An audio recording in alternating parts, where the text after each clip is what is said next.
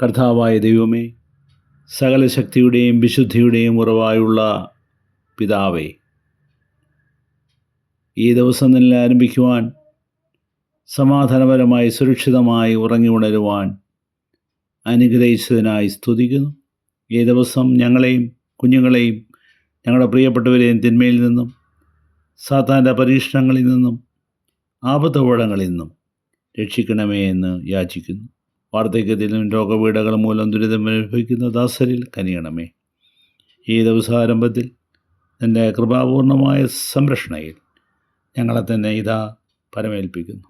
ഞങ്ങളുടെ സംരക്ഷകനും മധ്യസ്ഥനും സ്നേഹിതനുമായ യേശുവിൻ്റെ നാമത്തിൽ തന്നെ ആമേൻ.